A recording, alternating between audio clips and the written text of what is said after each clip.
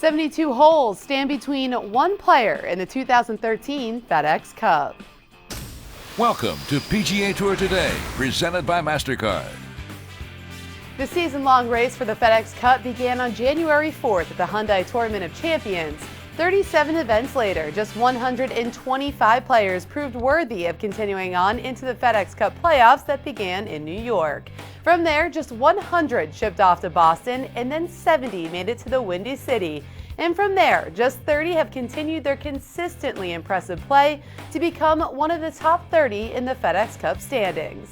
Mathematically, anyone entering this week at the Tour Championship presented by Coca-Cola has a chance to hoist the cup, but some chances are better than others. Here are your top 5 competing at Eastlake this week. Remember, the top 5 are the only players in the field that control their own destiny, meaning if they win the Tour Championship, they automatically win the Cup. Tiger Woods regained his top spot and is searching for his third Fedex Cup, followed by Henrik Stenson, Adam Scott, Zach Johnson, and Matt Kuchar. Making history this week is number 10 in the standings, our reigning Fedex Cup champion, Brandt Snedeker. Sneds is the first champion to make it back to Eastlake the following year since the inception of the playoffs in 2007. Also making headlines is 20-year-old Jordan Spieth, the youngest player in playoff history to advance to the Tour Championship.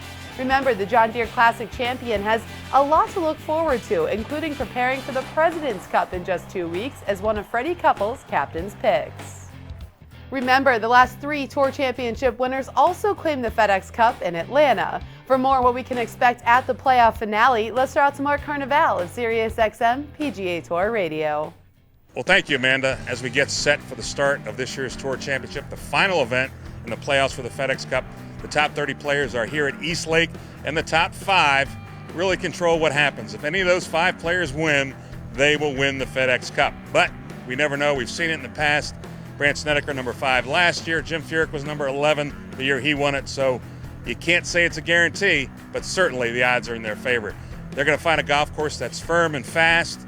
The rough is going to be cut at about 1 3/4 inches. It may grow to 2 inches.